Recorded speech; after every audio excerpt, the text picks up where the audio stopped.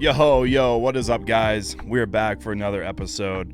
Hope you guys have had a wonderful week, and I appreciate you guys stopping in. Listen, I'm super pumped for the guests I have on tonight. This dude, I've met him way back when in music, which is how I've met a lot of people. But man, this guy, just seeing him progress from playing the drums to now a new father, a creative, a musician. I mean, this guy's doing it all, and I really look up to him and admire everything that he has going on.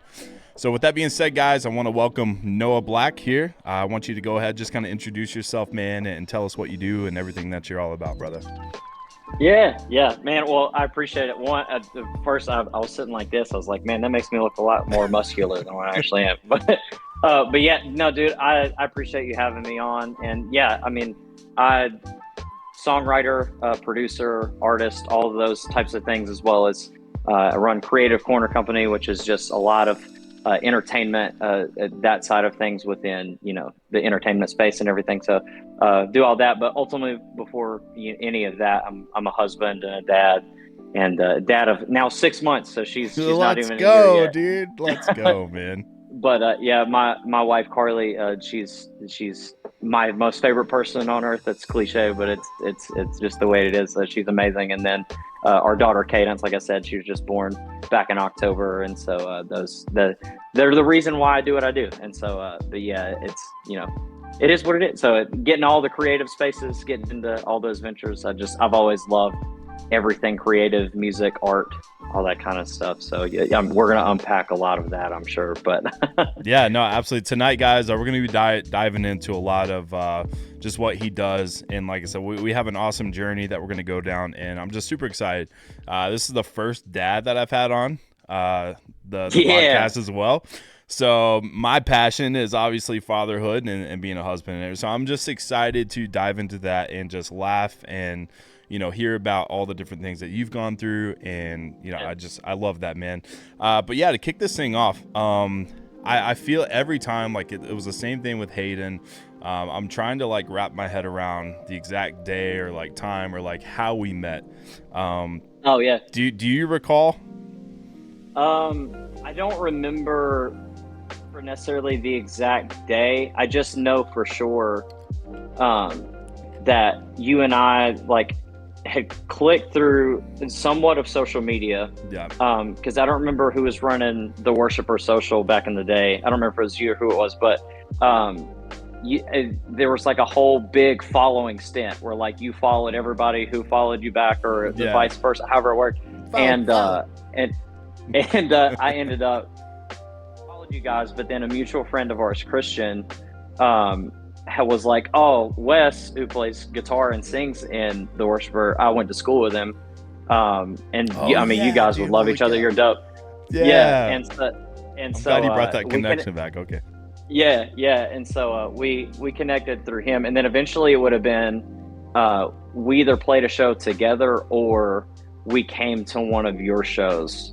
And then after like talking through social media and stuff like that, and then just kind of like it was, you're one of those guys that I explained like does not happen very often in life, but like you literally, your first conversation, it's like you've known each other for years type of thing. Exactly, bro. And just clicked like right off the bat. And then over time we both started dating people, and then both got married, and then both had kids. And through all of that side of the journey and everything, we've all just like we've been able to walk together through it. And so it's been dope. Even though timelines haven't been the same, we've experienced very similar things at the same time. So it's been really cool. So dude, I totally forgot about that connection with Christian. And that's crazy, dude. That makes sense now. I wonder, and it was probably you guys came to a show, but then I remember like just talking to you guys, and again, I can't remember if we like played a show and then like relationship followed suit, or if it was like you guys came and then we created shows together. But yeah, man, which has always been funny to me that because we started as like the most worshipy worship band in the world, the like cliche K-Love type sounding stuff. Yeah. And you guys were on the far other end of the like spectrum. all the way over here. That's so funny. And then we somehow ended up getting into the hard rock and then heavier stages, so where it made more sense. But it was dope. I loved it. Do we do you remember the first show that we played together? I know we played a couple, I'm pretty sure. Yeah, I think it would have been like What's up, 20. Panda, Shay? Appreciate you guys hopping in. Yeah, it would have been like 2017 in Statesville. Okay, Is at the upper room. probably, yeah, more than Yeah. likely. Yeah, that And that then makes sense. hung out at Sheets afterwards. Oh, I forgot about that, dude. Yeah, man. It's so funny how, I mean, life, you're constantly just consumed of, obviously the more that life goes on, like you're creating new memories and everything. So it's just funny how like little keywords or like, places, they can just unravel like memories, and you're just like, holy cow, dude, Oh, there's yeah. this whole side B tape over here that's like, Yeah, I forgot that's what my life was. We used to do 100%. that, like that's crazy, Yeah, man. yeah, it's wild. It's wild. And I have a terrible memory too. And it's funny, like having conversations with people, and then they say something. It's like, oh my gosh, that's like a Yeah. whole 3 months of my life I forgot existed. So I'm the same, and I don't know if like I don't know if that just is my personality where my mind just never stops. It's kind of just like, oh, gotta make room. Like, some people remember everything, and I'm like, how do you do that? How do you remember like what I was wearing or like what happened that night? Like I vaguely remember us hanging out and doing this. Like it makes sense that that's what happened, but yeah. Now I say that that's my wife, and then I'm just like super forgetful. But she'll make fun of me all the time. Of like I don't remember, like I couldn't tell you. I'd have to really sit and think what I ate yesterday. But like that's so funny. Dude. there's That's so me many too, times man. a song will come on the radio, and I'm like, oh, you remember back whenever we were at like Myrtle Beach at this one store and this song was playing, and like it's stuff like that. She's like, you can't say you have a bad memory if you remember stuff like that, but it's like stupid selective stuff that my brain's like, that yeah, oh makes yeah, sense. you remember that. I definitely do the same thing. What's up, though? Appreciate you hopping in. Thank you guys, everyone hopping in. Like I said, this is Noah Black here, and we're gonna dive into some awesome stuff. And he's, like I said, he does all sorts of amazing creative things, music, art, whatever you name it. He's a part of. But one of my favorite things is he's a dad now, and if you're a parent, you can relate. It's there's a lot of people out there who are having kids and families and everything else, but I feel like in my own circle, I don't have a lot of people that are kind of on that same part of life yet, and that's cool. But it's it's just a different thing, and that goes for anything that you're involved in. But it's nice to just be able to have someone who gets it, who understands I wanted to throw my baby out the window today, what I mean, like just the real stuff, what I'm talking about. Yeah. So I'm excited to dive into some fatherhood stuff. Again, this is the first time having a dad on here, so to dive in this thing, man. What was like the biggest surprise about fatherhood that no one maybe warned you about or was honest about or whatever? Level of fecal matter, I think, is is a big one. No, I mean, oh, that's that so funny. Fecal matter. It is really funny because so many younger brothers and sisters, like you think you have an expectation, and it's just different with your own kid. But yeah. I mean, the biggest surprise, it sounds like really cliche, and I'm sure so many people would be like, oh, I hear all dads say that, but the whole middle experience of child being born is like one of the craziest experiences just altogether, of like the actual moment that you see your kid for the first time. Yeah. My expectations, but it never met my expectations. It was like in a whole different lane of what I was gonna feel, and like what kind of changed in that moment. Yeah.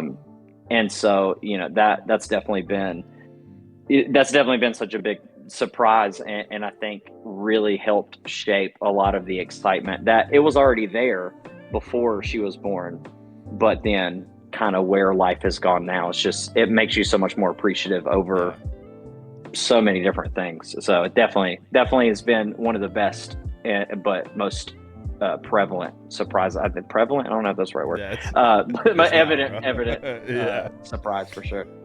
That's awesome, man. It's so for the fecal matter. It's funny how you deal with it. It's funny how like as a parent you're just like, I got this, but it's like any other man, or you're like, I'm good. I mean, seriously, like I have had days Yeah. of just picking my kid up and just to like the tub or something. It's like I'm not doing this, and you probably have experienced this by now. 6 months Yeah. in, if not, like give it a couple more months. Yeah. But it's just like Oh there yeah. is no saving this outfit. There's nothing I can do to the tub, man. Nope. So, Literally just yesterday, she had that's so a funny, man. massive blowout, and it's like, yeah, we're just gonna throw that one too. Yeah, We don't you're need just it like, anyway. yeah, I'm good.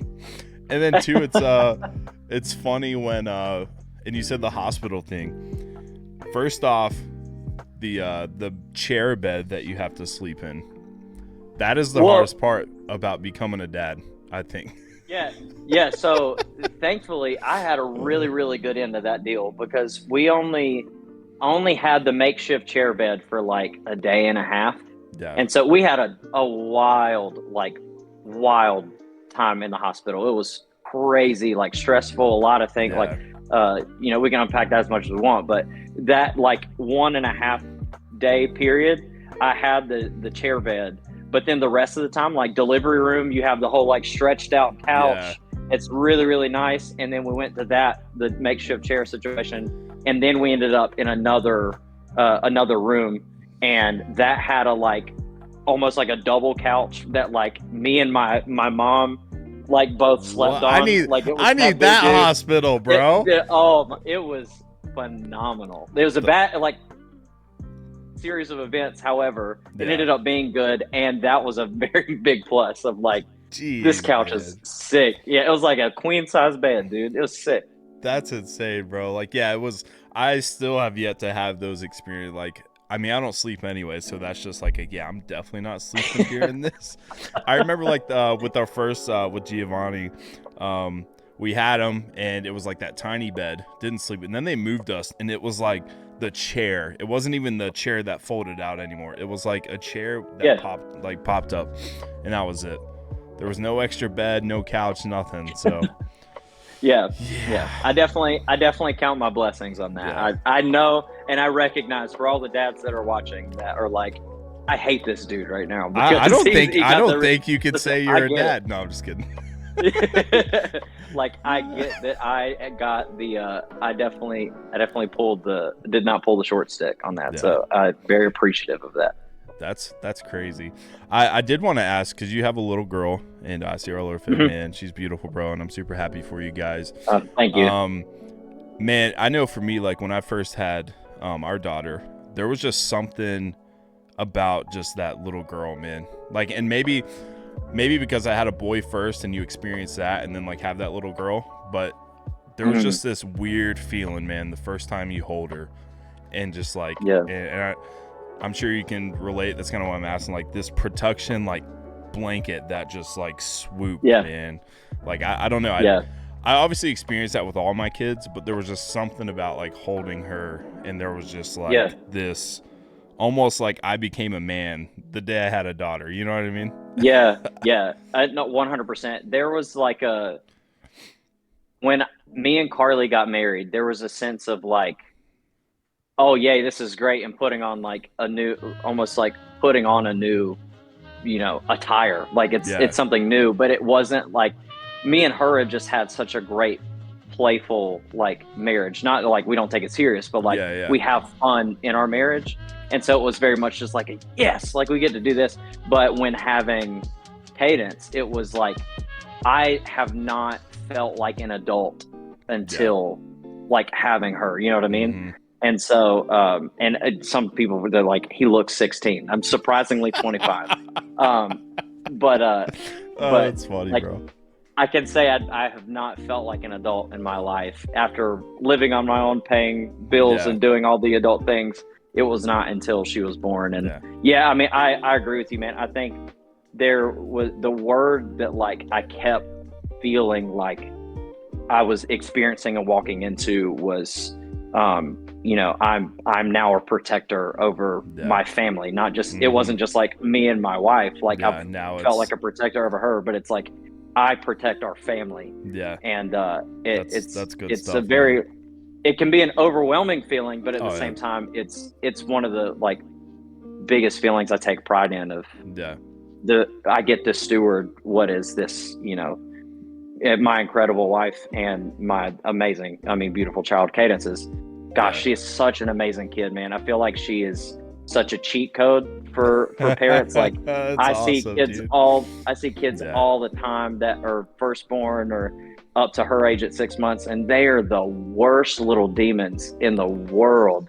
And dude, she just is like 95% of the time she is in the best mood. She is always smiling, she's laughing, awesome. she's always ready to have a good time. And that like 5% where she's not having a good time, it's like, okay, that's pretty justifiable. I say you can have your moment. You've been good for 8 hours today. Like, that's awesome. If I was in your position, I'd be the same way right now. So I mean, she really like she's been an incredible blessing. And I know that you hear dad say that all the time, but I mean, she really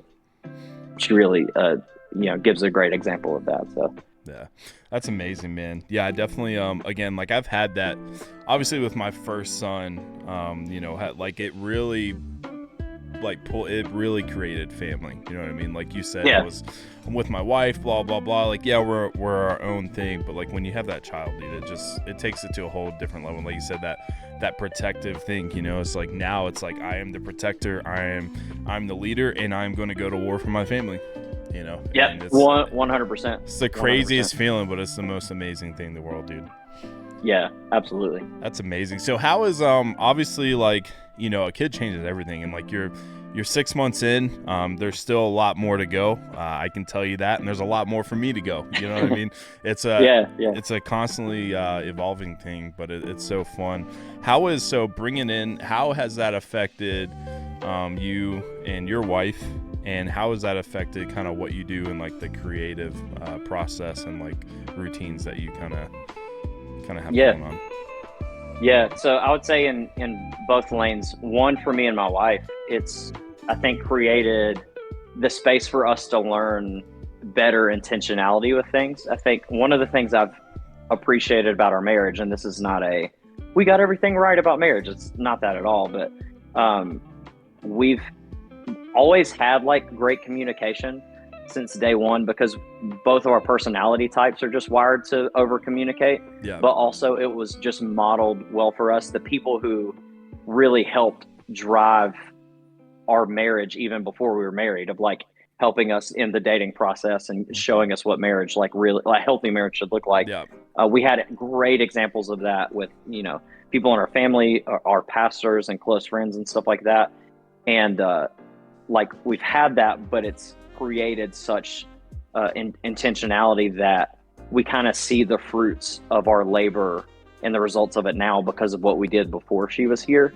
And so things like we really prioritize doing a weekly date night. And when you have a 1, 2, 3 month old, it's hard to do that. However, there's been some times where it's like, all right, we've gone 2 to 3 weeks without having a date night. But now that as she's gotten older and she can depend on, hey, we can have my mom or her mom come over and watch her. We can create those moments and intentionally set aside time of, hey, it's just going to be just you and I. We love our daughter, but our marriage, it's important. Absolutely. Our marriage comes before our parenting and things. And so we're not going to be healthy parents if we're not a healthy marriage. It's just how it is. And so it's created that intentionality on that end. And so it's definitely, we're learning new rhythms. We don't have it figured out yet. And then by the time we get it figured out, everything will change again. It's just the name of the game. But that's what's fun about it, man. Yeah, 100%. And then, as far as the creative space, I mean, it's similar in the sense of you find new rhythms. You find what works. And there's definitely things now that were much different a year ago as far as what the like work schedule looks like, because I have my normal day job, and then typically it was like, all right, get off my day job and then come home and work on music for 3 hours every day or this or that. And then now it's like, hey, my wife has been home with the baby all day, and so I want to take a load off of her too, but also spend time with it. And so you find new rhythms, and I think we're starting to kind of catch our breath a little bit of figuring out what does that look like.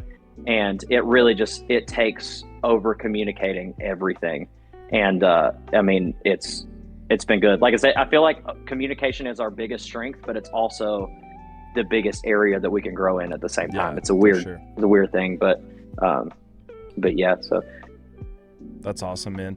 Yeah, it's definitely like I said, and it's only going to get easier in the sense of, she's getting more dependable, and that does help. That helps a yeah, lot because it's there's that thing where like new parenting, even with like family members, I feel like there's this like, you know, no, I don't want to give, I don't want to let my baby, you know what I mean?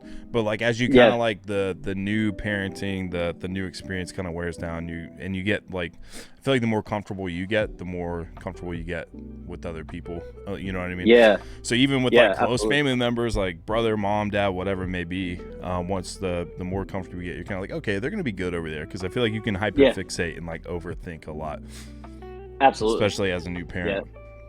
yeah, 100%. And that's been a big area for us that we've, thankfully through our process in the hospital, um, my mom and her mom, like I said earlier, both stayed with us in the hospital because it Yeah, got like crazy, crazy stressful at certain points. And we're like, yeah, typically we can problem solve quick. And there was just so much stuff we're like, we can't even think straight without like yeah.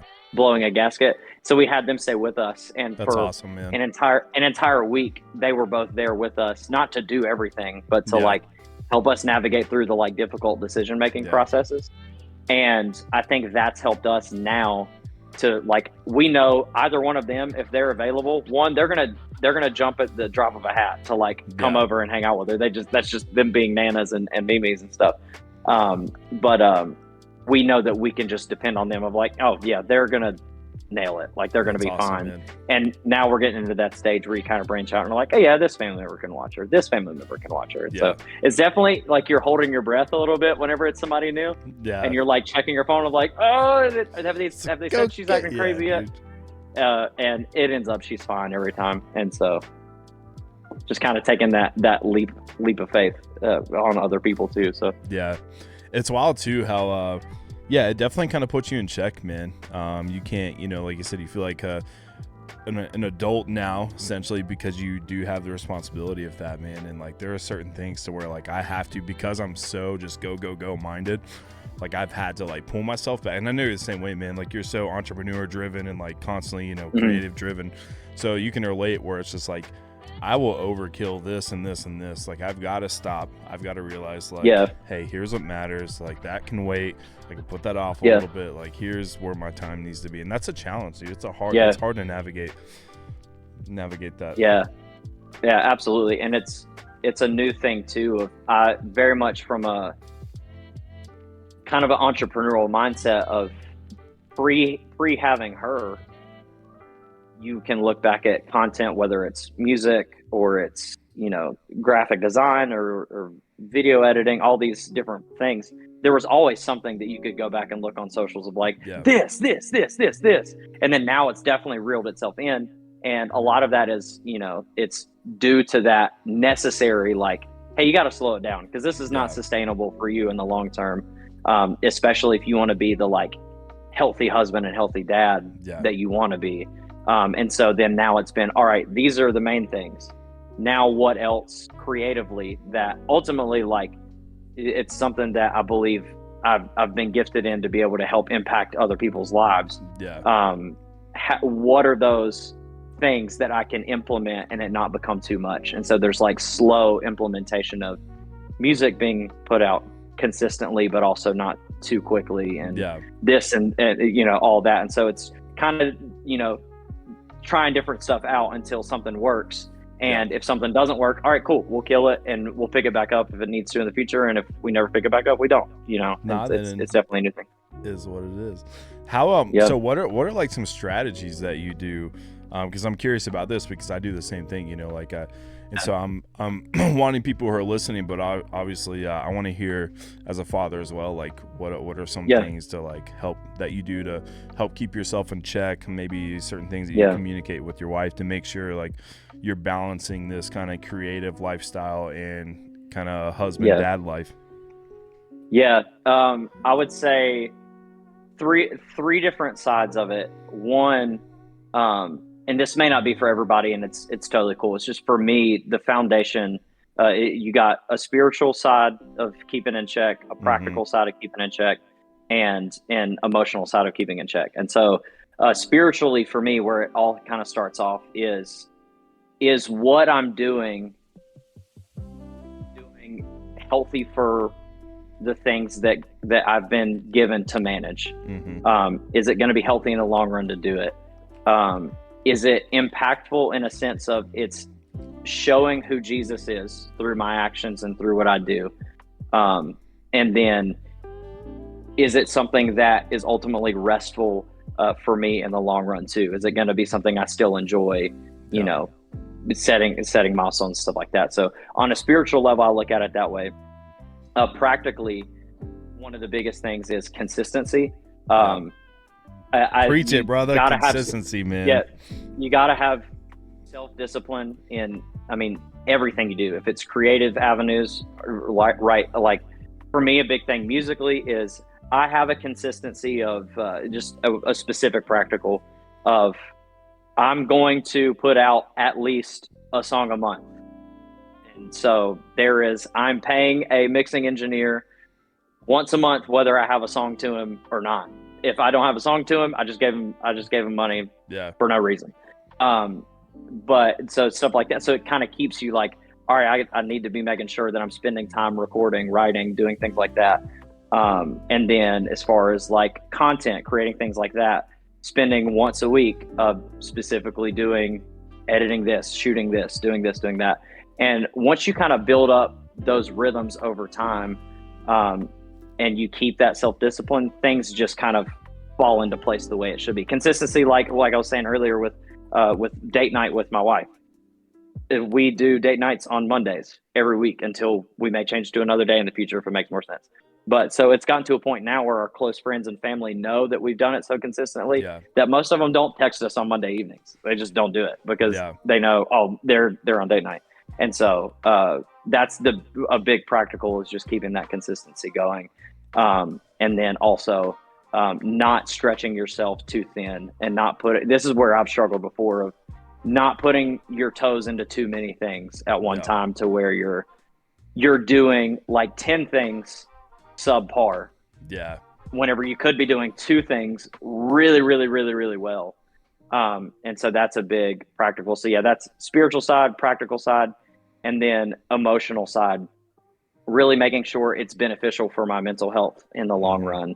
And so if I'm going to be doing anything that is, that it becomes more stressful than it does enjoyable, then you need to start looking at what can I do different. Maybe it's not that you stop whatever fill in the blank thing is, but you may need to offload some things. You may need to hire somebody to delegate things to. So you do the fun part of it. And there's going to be other people who enjoy the part that you don't find fun. That's like right now for Creative Corner Co. We're looking at somebody. I enjoy filming stuff. I enjoy recording the content, and I love brainstorming with the rest of the team of how to create more content. I hate video editing now. I used to love video editing, but the processes that go into that, dude, I hate it. And so we've been brainstorming. Okay, for me, and then the rest of the team has like their different strengths and weaknesses too. But if we all like this particular stuff and this thing, but none of us enjoy video editing, 2 of us can do the video editing, and we have been doing it. But if we bring somebody in that loves video editing, it's going to make it more beneficial across the board, and we're putting out more content more consistently. And so, those are all the different layers. So spiritually, there's disciplines, emotionally, there's disciplines, and then practically, there's disciplines. And so keeping all of that in check, I think, is one of the biggest things, to where you end up living a more fulfilling life in the long run because you feel like you're productive and you're doing something to make a difference in somebody's life. If it's 10 people's lives, if it's 10 million people's lives, you feel like you're doing something productive, but at the same time, you're not wearing yourself too thin to where you're not in the places that matter, like being a husband, being a dad, and all of that stuff. Nah, that's amazing, man. I think that's really solid advice, and that's something I've definitely been trying to work on over the past couple of years, because I think there's a couple things. I'm I'm a creative, so it's easy to, if something kind of gives me the itch or something, I'm like, oh, let me try to pick that up or see, and like I like it for a little bit, and then Yeah. it's kind of like, all right, so I somewhat mastered it, and then it's like on to the next thing. And so you just Yeah. like you run through the cycle of doing 85 different things, in like this short span, and that's something that I've Yeah. tried to navigate. And I think a lot of it too, for me, I was never modeled consistent character. I was never modeled healthy, like just what I grew up in everything. I just never saw that. So I think Yeah. there's just been like I never even had this, like, I don't know. So you grow up with like parents and like my dad was a blah blah blah. It's like you kind of have that little bit of influence to where you're like, hey, I think I want to do that. And that's not always a direction. But my point is, like, I didn't even have that to run off of. So like Right. looking Yeah. back, I've had this whole lifespan of like working this and like doing this, and like I've had a billion jobs. It feels like I've been involved in like a million things, and I've had to kind of face myself and realize like, hey, you kind of have this. It's not really a bad habit because you do whatever you do well. However, like you Yeah. said, Yeah. like you need to like if I can dial in on like 2 or 3 things and focus on them, then like let's Yeah. master this. And I think Yeah. too, like on the entrepreneur end, like I don't see myself just having one business venture and like, oh, this is it. Like I want to build something and then like I want something else. Like that's just Yeah. my personality, but like Yeah. I've had to tone that back, and I've had to learn to be consistent in whatever I am trying to do. So Yeah. it's Yeah. definitely super Absolutely. important, man. Like you said, spiritual, man. Just setting daily things, like devotionals, different things like that. That's stuff that I do to make sure I keep myself in check, obviously. And how does it honor, like you said, Jesus? And I love that. I think that's important. And then, like you said, the other things of just being consistent, and I love the mental health thing. That's so important, man. I think a lot of people, they stay in these crappy jobs, and again, like you have to do what you have to do. Yeah. Yeah. Sometimes we got to sacrifice to provide for our family, but at the end of the day, we also live in probably the most opportune time to do almost anything, man. It's so easy to Yeah. start a business now. How many people Yeah. are mowing lawns or construction companies, this and that? Like if you're good at something, go for it, because it's so easy Yeah. to do that now in the Yeah. day of social media and everything. So yeah, man, Yeah. I love that, and I think the mental health is important, and I feel like a lot of Yeah. people are kind of stuck in this, slave labor. They have no Yeah. time with their family. They can't enjoy life. They're just miserable, and next thing you know, they're Yeah. worked for this company for 40 years to just have a little bit of 401k to, still not be able to afford to really do anything. Yeah, no, absolutely. And that's a lot of guys in my day job. Um, I have conversations so many times, and they talk about like one guy just recently retired, and I remember him saying to me a year and a half ago or so, of like, man, I'm just ready to get out of here. I've spent so much of my life here, and blah blah blah blah. And I feel like I haven't accomplished anything. And I'm like, gosh, like imagine being a 62, 63-year-old guy, and you've worked at this place for forever, Yeah. that you've made good money at, you've risen up the ladder and done all this stuff, but yet you got to the end of it and you're like, I feel like I haven't done anything. And it has absolutely, like, I've very much been wired this way with, as far as my day job, of like, I always want to do a good job at what it is, even though it's Yeah, not what I'm passionate about. Like absolutely, man. running wood through a saw is not what I'm But passionate I'm gonna about. do it to the best of my ability. But it's paying me good money, and I want to Yeah. make sure that I represent God. I represent my family. I represent, even like, because of people know that I attend church, and so I want to represent my church family well Yeah. too, in the way that I work. And so I work hard and I bust my tail. However, it's just, you will not catch me working overtime. I'm just not that guy. It would bring extra money every now and then. Cool. That would be awesome. However, it's way more valuable to me to not run any overtime and spend time with my family. Yeah. And it eventually, like, there's a lot of guys that just kind of do it just to do it. Yeah. And they're like, yeah, I made an extra bucks this week, Yeah. but I did. But then you hear about their wife is frustrated because they're at work all the time. You know what I Yeah. mean? And so it's like who's really winning here? And so Yeah. not to like say, oh, I figured it all out. Not that at all. Like there's definitely a lot for me to learn too. But at the same time, it's like I would rather not make an extra $300 and spend the time with my family that I want to. And so sometimes it is what it is. It's what you kind of have to, what's valuable to you and which road are you going to go down, you know? For sure. And everyone, you know, everyone has different, you know, things that they, you know, that they love in life. And some people just love to work, you know? You know, but at the end of the day, for me, definitely, like you said, man, and I've been in those jobs where I have killed myself and it hasn't really got me anywhere. And so I guess that's just like from my journey, just to have that perspective of, hey, well, if I can go over here, make this work, make several opportunities work in the next X amount of time, and I'm not capped out at making this much, like I can make more, it's going to be hard to get there, and I have more freedom. You know what I mean? So, and again, like some people just need direction and they need a schedule and whatever else, because it takes a lot of self-discipline to be able to pump out a song a month and, you know, to knock out this graphic work or that, you know, like it takes a lot, especially when you work from home a lot of the times, or you do a lot of your work.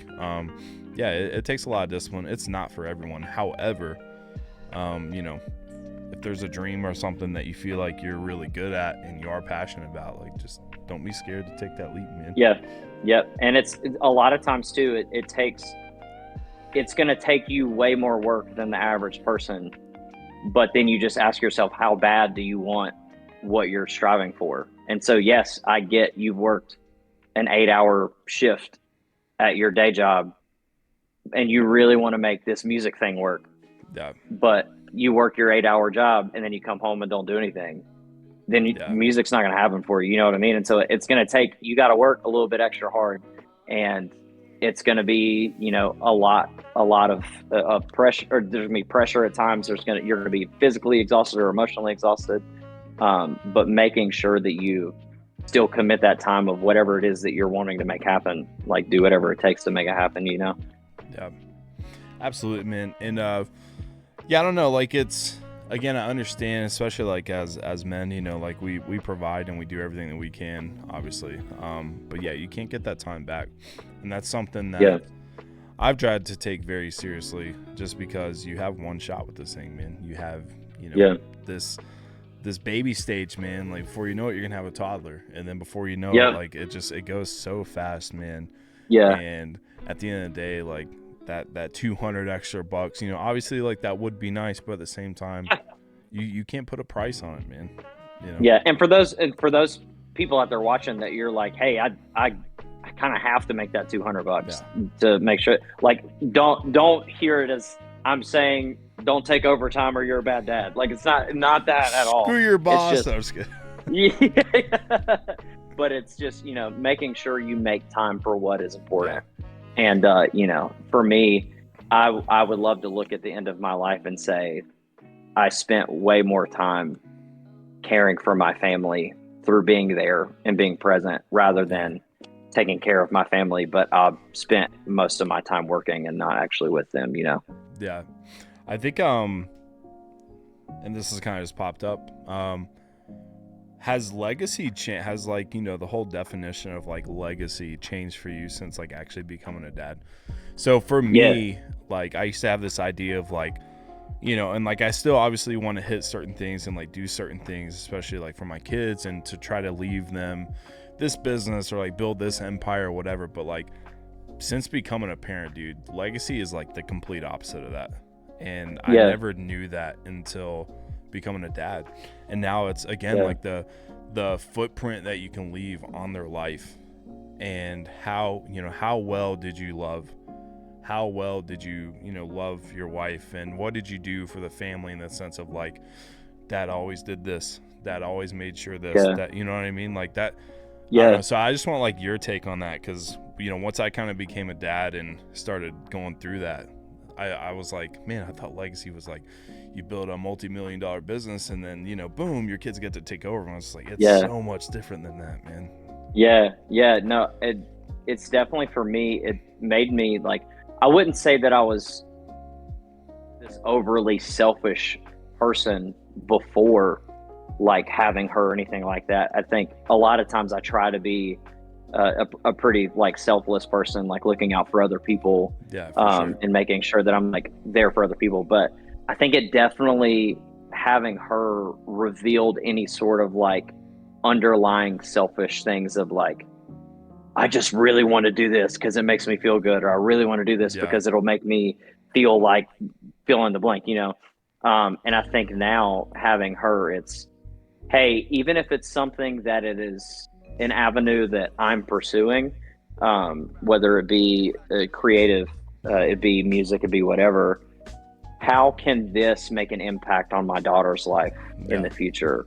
Whether it's I make financial income off of it that she's able to, Yeah. benefit from because of it, or if it's, hey, because I've learned all of this stuff and I'm still learning so much stuff within music, what if she becomes really passionate about music and then Yeah. she is like 1,000 steps ahead of where I was whenever I was, 6 or 7 and was like, I have to do something with music with my life, whatever it may be.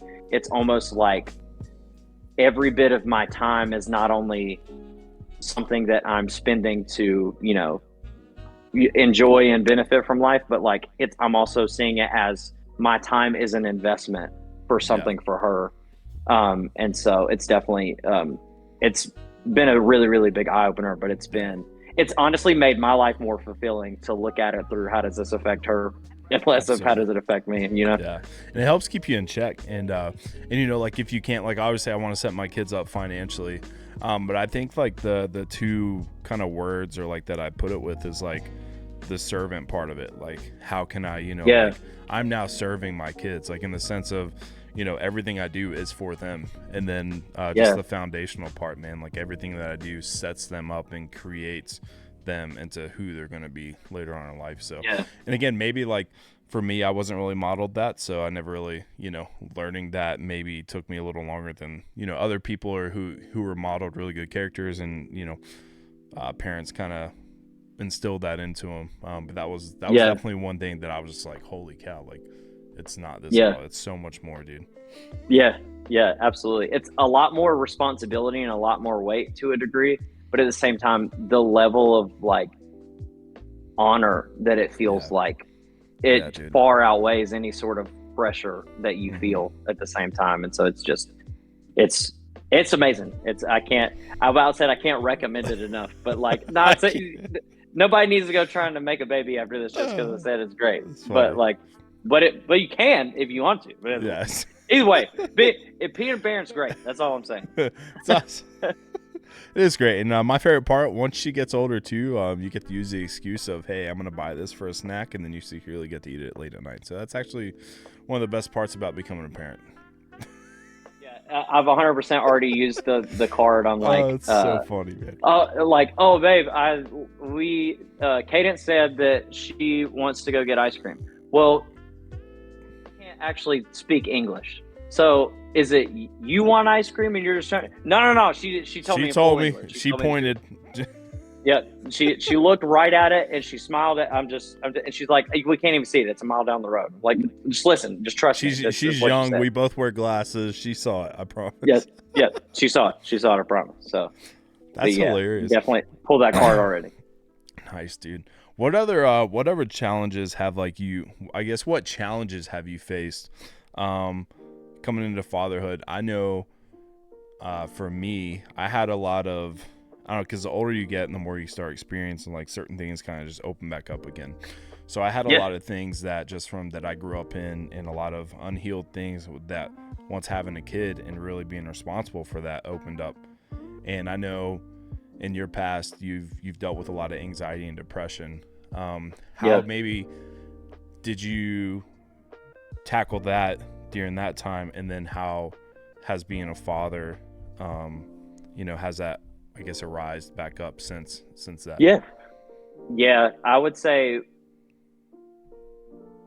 a lot of like past trauma, like growing up, had a very like rocky relationship with my biological dad, and things that kind of came with that thankfully I dealt with and had a lot of like counseling and a lot of help from really, really wise people, and a lot of, like counselors and pastors in my life that really helped me dissect a lot of that even before I got married. And so far before I even had her. So thankfully a lot of that stuff was pretty well healed before she came. I think honestly, the biggest challenge, this is like really deep, but, the biggest challenge we faced would have been like back in September of 2022. From then I really started dealing with, I questioned like whether or not God even existed based on how like things happened. Yeah. I had lost a cousin of mine. Just all of a sudden he was 29, like did all sort, like prayed and fasted, did all this stuff to like pray that he would get healed, and he didn't get healed. So then there was disappointment from that. And then you fast forward and we got pregnant. And then in September of 2022, we lost that baby. And there was already like issues with like suicidal thoughts and depression and all this stuff that were going on. And everything was just kind of like stacking up. And so I really, really like took a hit on my faith a lot during that time period.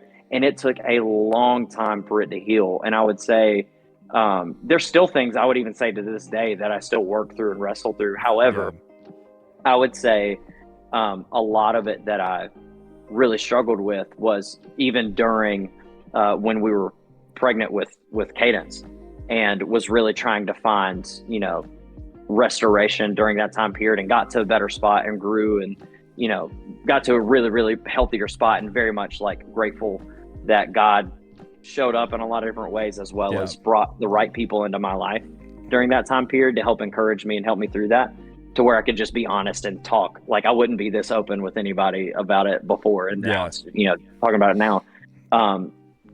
But what I would say it helped kind of unravel, and now having her, is that huge amount of doubt of like, does God even exist? I literally look at my kid and I'm like, awesome. There's no way God doesn't exist. Like looking at like the intricacies of how a human works, and like during the process of seeing ultrasounds and stuff like that, it's just like, dude, it is, there's just so much of like, if you ever, or like, I understand not everybody believes the same way and stuff, but if there's ever, for me, like, is there evidence that there is a God? Like looking at the journey of a baby being formed and becoming an actual living, breathing human is just such an incredible example. And so me and Carly were even just talking about that either today or yesterday, of like watching a human brain develop, and you're like watching it happen. She's like looking and saying like, I have hands and I control them. It's like stuff like that. It's the smallest things, but it's just like so reassuring of like, okay, we've been through crap in our lives that there's no other way to put it, of just, it was terrible. However, we do see how it helped shape us and grow us into the people we are now.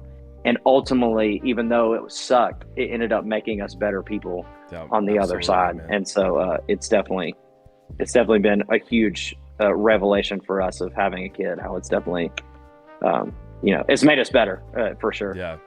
That's awesome, man. I think a lot of people, I even know a lot of people who, they come from traumatic experiences or, traumatic environments growing up, and they struggle with getting a grip on, and I've even had my struggles with that. I mean, we're human, and I feel like there's still like a little bit of what we come from in there, and it comes out every now and then. It's no matter how hard we push it down, man, like every now and then it escapes, and you just learn to like identify it and deal with it better. As you mature and start handling it. But yeah, man, it's I definitely admire that, because a lot of people, they just, you were talking about the emotional thing too. Like I know a lot of emotional men who just, they can't control themselves, and like that just pours into everything, their job, their marriage, their children, man. And that's definitely been something I've had to try really hard to break, because again, what I grew up in and what I witnessed, it was this loud, extreme, chaotic environment 24/7, man, and a lot of abuse and a lot of different things. And so I've definitely had to humble myself and be like, dude, this, like in the sense of, you were programmed this way, but like now you're an adult and you got to get it under wraps. Like Yeah, for sure. there's no excuse, so I admire, you being able to talk about that and to just realize, man, and if you're somebody who, struggles with the emotional side, or, the lashing out to your kids, or, like the breakdown, whatever it may be, just know, like, it's going to be good. You just have to be honest Yeah. with it and just start working on the process of not being that. Yeah, yeah, absolutely. And a big thing that we've learned with us, and we have not always nailed it on the head. We're very much a work in progress with it too. But like, just because for parents, like just because you screamed around your kid or you did this or did that, um, like there's absolutely parts about that gave me traumatic experiences growing up, and you definitely want to avoid things like that as much as you can. But just because you make a mistake in it does not mean that you have ruined your kid's life. And Oh, like, absolutely. I yelled out of frustration because I stubbed my toe on the corner of a door, and I Yeah. yelled and it scared my kid. Now they're going to end up being a serial killer. Like Yeah. that's not like you don't, Yeah. you're going to be okay. Like giving yourself grace to make mistakes, and knowing that like, hey, that's actually not me. That's not my personality. That's not my attitude. That's not who I am. And then actually like not just letting yourself just fly off the handle all the time, Yeah. but creating the space to like, all right, issue, how can I get better at it? Exactly. And then actually taking the practical steps. And a lot of times, man, it just takes, you got to have a circle of people around you Yeah. that'll call you out on 1000%. your crap. Yep. I think that's so incredibly necessary. We call them blind spots. We talk about that all the time. We have a group of 5 or 6 people that we have given the permission to just, hey, call out my blind spots. Tell me what it is that I'm just not seeing. And if they call it out, we've given them the permission of, hey, if you call it out, I'm going to stop doing fill in the blank. I'm going to not go and do this, or I'm going to, and they can pretty much just tell us like, do or don't do this. And we're just like, all right, cool. That's a blind spot and you see it and I don't. So I'm going to try it. And most of the time they're 100% right. I actually don't know of a time where somebody's been like, hey, that's an issue, you should stop doing it. And then I stopped doing it and I'm like, that was a waste of time. I should have just kept doing it, Yeah. And so having those kind of people, it's, you don't want people who are going to berate you and like beat something over your head, but who are willing to be honest with you and not just tell you what you want to hear. It makes the world of difference, because sometimes you're a little biased to yourself. You think you're right all the time. And so it's hard to take advice from yourself, because you don't have a self, you're not always as self-aware as you think you are, I think. Yeah. Nah, that's really well put, dude. I think I think for me, and I'm sure a lot of people, we just have to set a standard in our home. If you struggle with these certain things and you realize like, hey, this frustration and anger, I loved where you said like, it's not going to wreck your kid, it's the continuating factor that will, and I've definitely had moments to where now I have I identify it a lot better now, and like I don't excuse myself. Before you used to be like, oh well, because of this, well this and this, just get better. But now it's just like I hold myself to a standard, and I'm just like instantly like, nope, like dude, come on, get yourself together. We're not doing that. And then the other part too is just like, I know that I love and I'm so involved with my kids that it's not excused, but I know that one side of me who is human, is going to occur. But I know that love is going to, help them. And then too, just being open, like my kids are getting to the age now to where, I can truly apologize and they understand. I think that's important too, man. Like I tell my son, like, hey buddy, like, daddy got a little upset with that. Like grown-ups get upset too, man. Like we're all just, grown-ups are trying to figure it out too, blah, blah, blah, and like just them hearing that too, it really, it just changes, man. It really does just, I don't know, pull them, like they're probably not, stuck with this crazy thing because of what you did, but however, you just pulling them in that direction too, like them seeing like, hey, mommy and daddy messed up too, man. It's important. Yeah, and we see that so much with our 4-year-old niece, who she's incredible too. She's such a smart kid. Her She's parents awesome, man.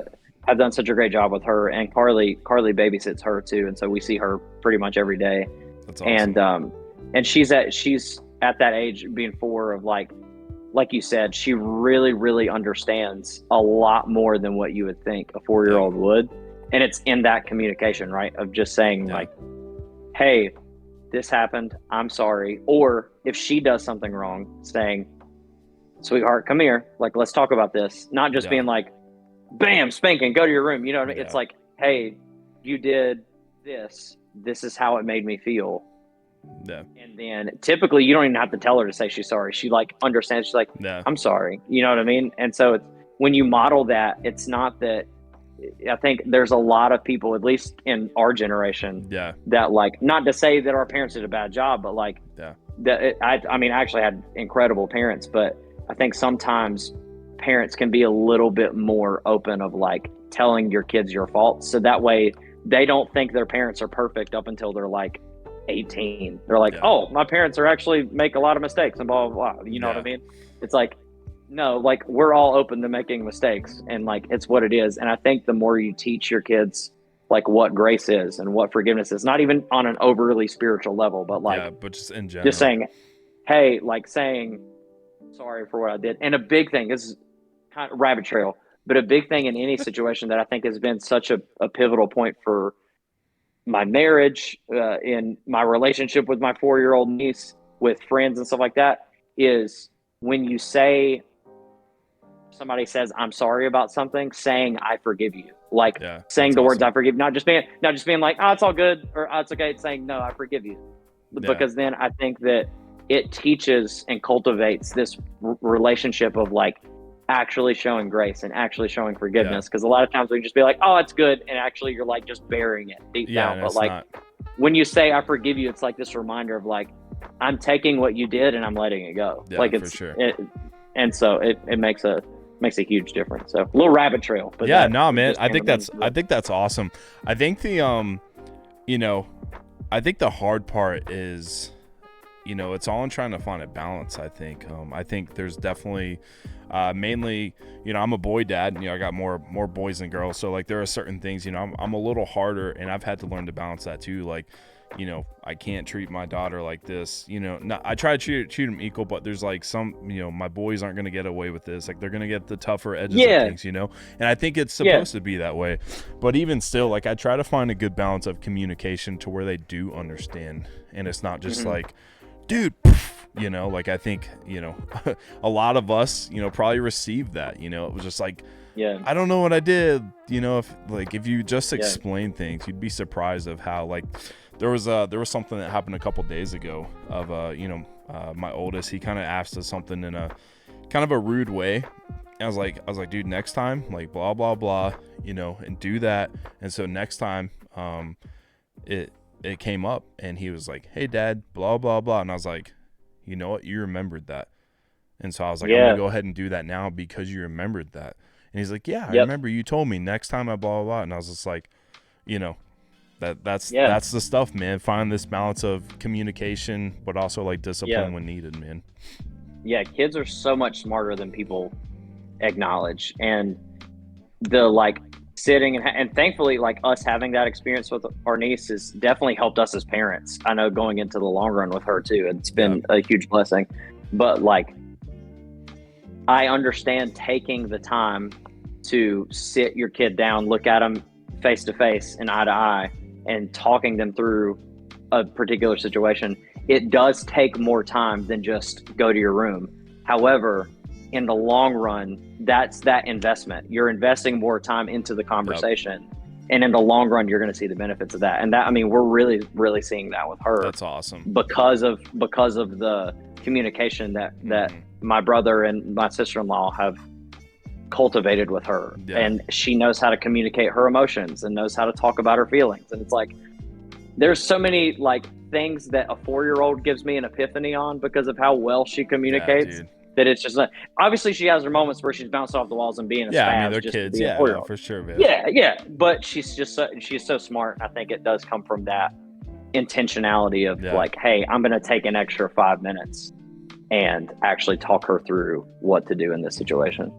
Dude, and I love how like you're already seeing that, and just wait, until Cadence gets to that age, man, and like you're really gonna.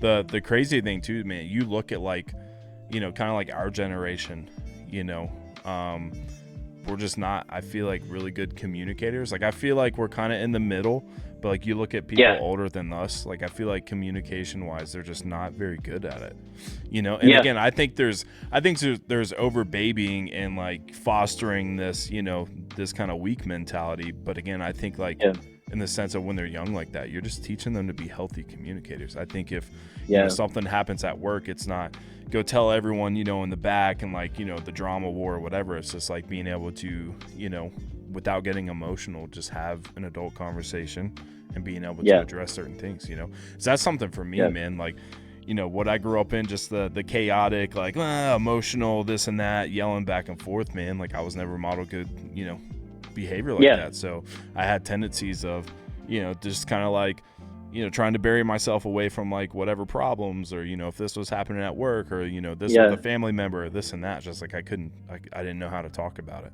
you know.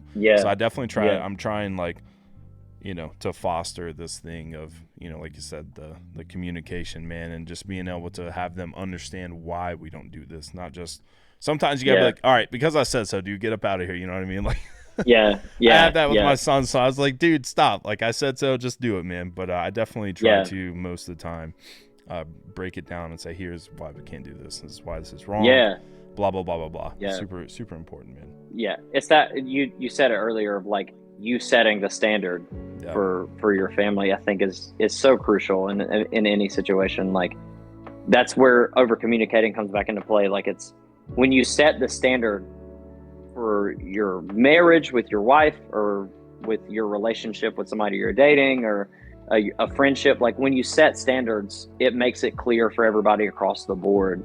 And then you're able to, you know, actually move forward on whatever it is. And I think it makes the world of difference, because then you kind of, you unpack, right? Like you take past trauma and stuff like that, and you go into a marriage or a parenting thing. When you set standards of like, example, one of the big things me and Carly did, like right before we were about to get married, we talked about things that happened in our parents' marriages that we loved, or things that we didn't like. And when you communicate those standards of like saying, hey, we for no reason are going to yell at each other. We can have conversations, we can disagree, we can talk, like, and be on different pages to try and get back on the same page, but we just will not yell at each other.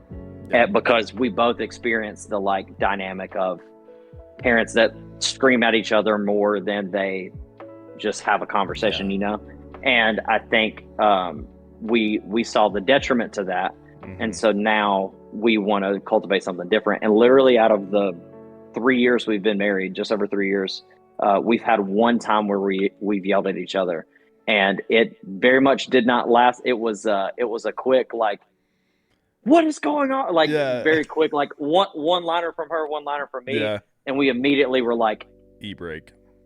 Both like burst into tears, and we're like, we're never doing that again. Like that's not happening. And so, you know, having that, setting the standard of to an agreement on here's what we're going to do about this, here's what we're not going to do about this, I think creates such a much more fulfilling lifestyle for whatever it may be, to where you both now have a sense to hold each other accountable to, whether it's marriage or, like I said, friendship, or even if your kids are old enough to understand that concept of, hey, here's what we're going to do with this, or here's what we're not going to do with this. It creates accountability. So that way, if it's ever like crossed, or if it's ever like you're getting really close to the line there, you have the standard you set, you know? That's awesome, man. That's good stuff. And that's what it is, like the standard, man.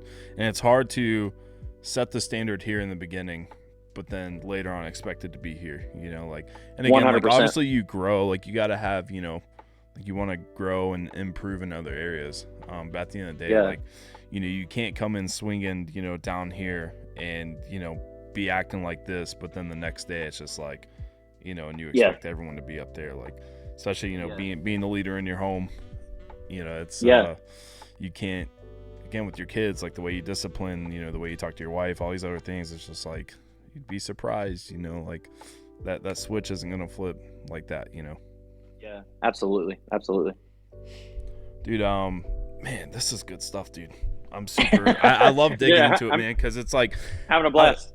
it's just remindful too, you know. I think especially like just the simple stuff, man. I think it's easy to, you know, we're navigating life doing these things, man. Sometimes just come back to like the foundation of roots of like what we're supposed to be.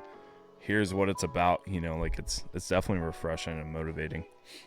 Yeah, it reminds you too that you're not the only person going through fill in the blank. You know what I mean? Yeah. Sometimes you feel like your struggle is very unique, and sometimes it is. Don't get me wrong, but a lot of times I think the most unique things that you think is specific to you. You start talking to another dad or another husband for 5 minutes, you're like, okay, that's not just me. Yeah, we're the same. I gotcha. That Dookie thing. Yeah, there's more Yep, out there. happened to me. Happened to me exactly the way you just said it. Might even have the same brand shower head and everything. So yeah, I got a chat in here. 100% honest, I've screamed at my husband 3 times our whole relationship. Once when he had 10 minutes to get home because he lied about where he was, and the other 2 was the same situation. But those times I knew where he was at least, but each time he knew he was in the wrong, so he just let me let it out. Yeah, and sometimes like I feel like you just got to be a little humble, and I deserve this one. Like I got to take this one because here's the simple, like, I don't know. And that's the funny thing, like when you're navigating like new relationships and new marriages, like each person has, you know, their few little expectations that, you know, that we should try to meet daily. And whether it's, you know, text me when you get here or call me or whatever it may be, you know, hey, I need you to do this. When you don't do those and you don't have a good excuse for it, you gotta kind of take that one a little bit for sure. That comes back to my forgetfulness, because there have absolutely been times where I look at Carly and I'm like, I'm just gonna have to eat that one. I'm just gonna have to take that because I don't have any sort of excuse to tell you that that I was doing this, or was it? I just forgot. That's on me. So and sometimes in those moments when they like see that defeat, or like you like admit it, like you don't even get the wrath. Like they know they got like their point's been proven when you're like, once you start making excuses, dude, it's like, just woof, you're done, dude. Like just shut up and just just stop talking and just take it. Just take it. It's hilarious. First time though, he was lucky I didn't go grab the truck. I knew where he was, even though he didn't tell me. I had the truck key. I was debating on going to take it, leave my car with no key, so he knew he was in trouble. Toxic. That's funny. That's gangster right there, dude. Got him. Like, you walking home tonight. Hey, listen, depending on where you're at, it could be a walk. That's hilarious, man. So yeah, just kind of looking over some notes. Man, we've gotten some really awesome stuff. I love it. What advice would you give? Because you're still in like this new dad stage. You know, you're 6 months in, and obviously, you know, and maybe this is one of your pieces of advice. I was going to talk a little bit how you kind of set yourself up for this moment. But what advice would you have for any dads out there who are kind of in this, you know, limbo situation or really struggling or whatever it may be? Yeah. The biggest thing that I have learned / kind of mentally prepared myself for on the front end is being able to filter the advice that you take, because you're going to get advice. You're going to get advice from everybody, really anybody and everybody, and not all advice is good advice. And good night. Right before we had Cadence, we're big on we don't know everything, and we would love to take advice from people. My wife, if you look at her Instagram, like she's constantly posting like, hey, what parents out there, what do you think about this? You know, we love taking advice and learning new things. But man, some people just give terrible advice, and there's so much of a filter you got to process through for your family. Like you got to run it through the filter of like, this a parent that I want to model myself after. Like, did they do things with their kids that are attractive in a sense to me? Of would I, you know, be that way or interact that way with my kids? So true, man. And then you filter it through that, and then if it's a no, if there's nothing that they do, then I wouldn't take certain advice from them for the most part. If they're like, feed your kid, that's good advice. But oh, good thing I didn't know. Thanks. If you have like, hey, this this person is a really good parent. They just do things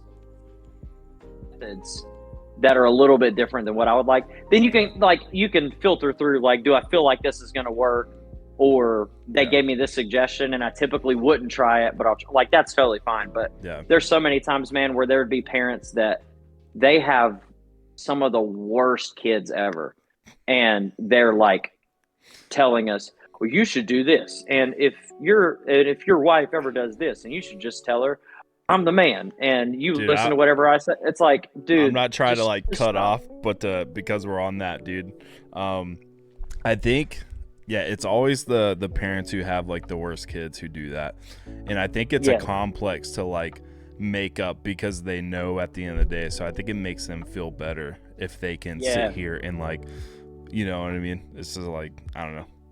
I just feel like a lot of people do that.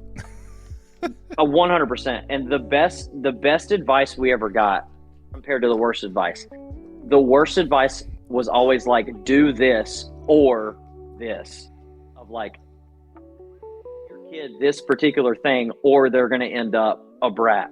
And it's like, look at your kids, they're all brats. You said you did that, so clearly that didn't work.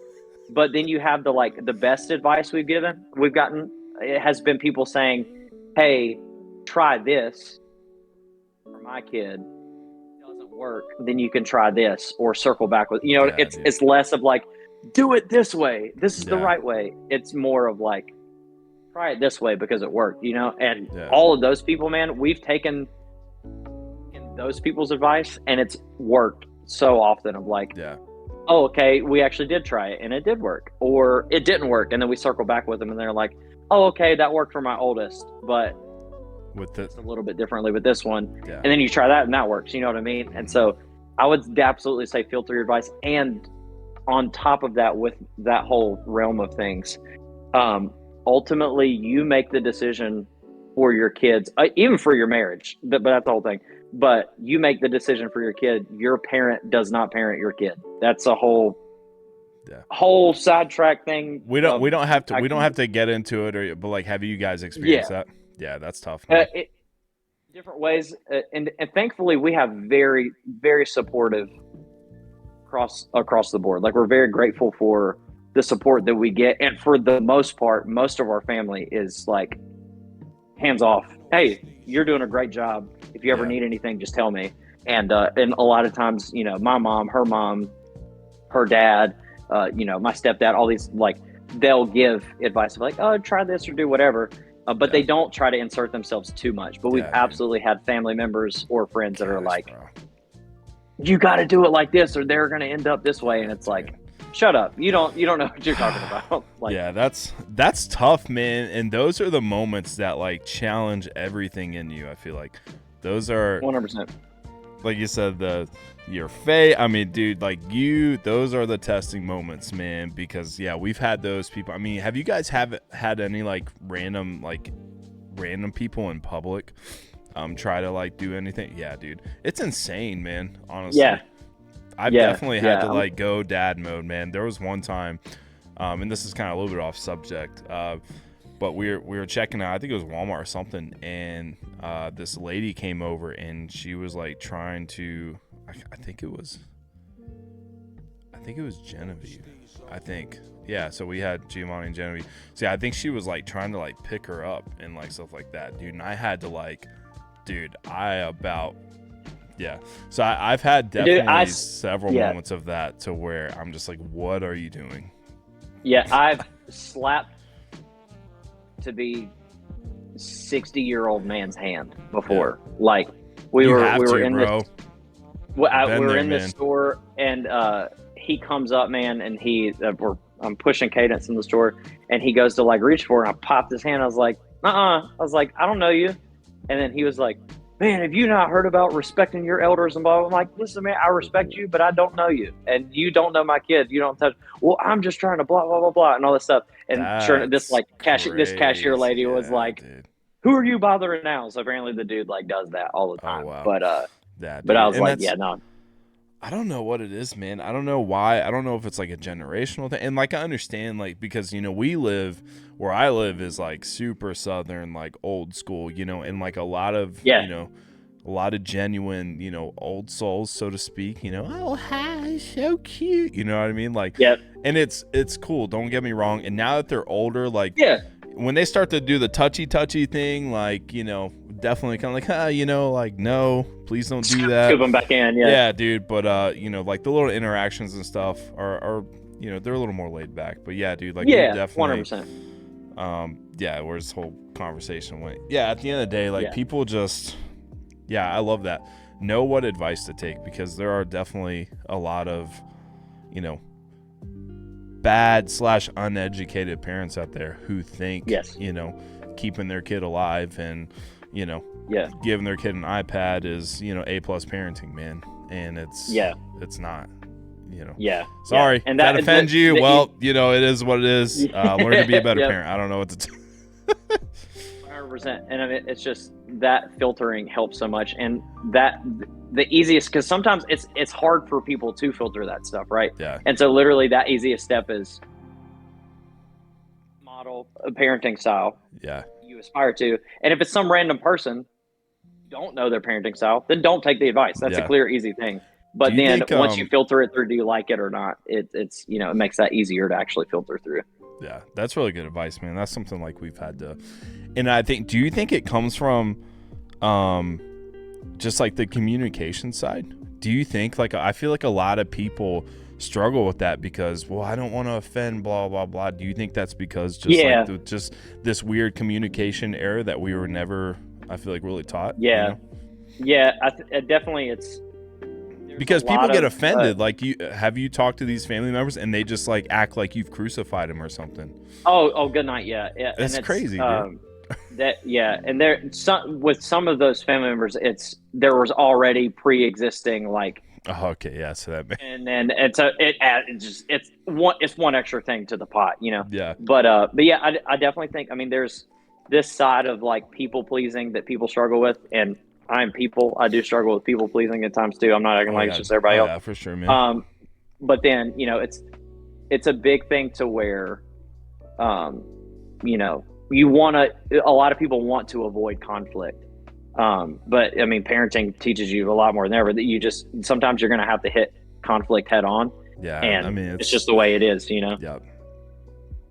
It's definitely it's a roles, bro. It's a new thing, but yeah. But sometimes you gotta hit conflict head on in order to protect your kid or to protect your wife, or, you know, even just protecting yourself. Mm-hmm. You know, you gotta acknowledge the conflict before it becomes something worse than what it is. So yeah, I feel like once that first like conflict thing that you have to encounter does occur, I feel like confidence just go, because it's that initial, like, once you do that, you know, it's anything in life. Like, once you do this first thing, like, do that for the first time, like jumping out of an airplane for the first time, whatever it may be.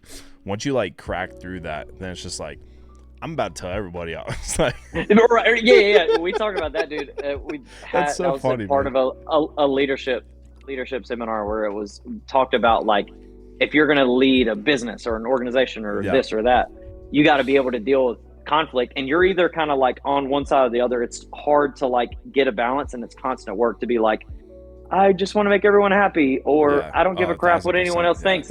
And so you try to find a good balance, and no matter what season of life you're in, you tip one way or the other. There's absolutely been times where I'm like, I just want to make everybody happy, and there's absolutely been times where like I'll punch somebody in the throat right now. For like, real, man. You know what I mean? And the older your kid gets, I'm just, you know, from your brother, like, seeing things, you know, like, the older your kid gets, like, they start becoming their own being, and then it's just like, now they can physically move around, and now they physically do this and that. Like, you start to encounter that more because it's, you know, this family member knows what's best, or, you know, like, oh, why don't they have socks on, blah blah blah blah blah, or it's just like, you know, it's just little things, the little passive aggressive, like, you know, things that people feel like they have to say or they have to like throw in there. I don't know why they do it. I hope I don't turn into that person later on in life, but I definitely don't understand that. That's what you got the blind spot people for. They can call you out on that. For sure, dude. No, it's important. And like, I think once you have those healthy people around you and people that you can count on, and like, you do value, and you know that their standards up there with yours, then 100%, you know, I have I have those close men in my life who, if I, I'm acting dumb like in my marriage, or I can, talk to about this or that, and like they'll keep me in check and be like, hey, dude, well, actually, like that, you are being dumb, and you don't need, you know Yep. what I mean? It's important, man. I Yep. think whether you're spiritual or whatever it may be, like at the end of the day, like surrounding yourself with good people who have your Yes. best intentions in mind. Like at Yep. the end, and you don't get defensive, because I feel like a lot of people do that. It's like you're Yep. calling me out or something, you're out to get me. It's just like, no, like they're keeping you in check because we are human, and Trying to make you better. we need to be grounded, and they know, like, Yep. they know your potential, and they know like where you want to be. Exactly. It's the people who know what your goals are, what you aspire to get towards, and they'll do everything in their power to help you get there. And so if that means telling you, man, what you're doing right now is the best thing you've ever done to help elevate you, or it may be, homie, you are doing great in this area of your life, but you are completely not spending time with your family. And in the long run, you're not going to feel fulfilled from that.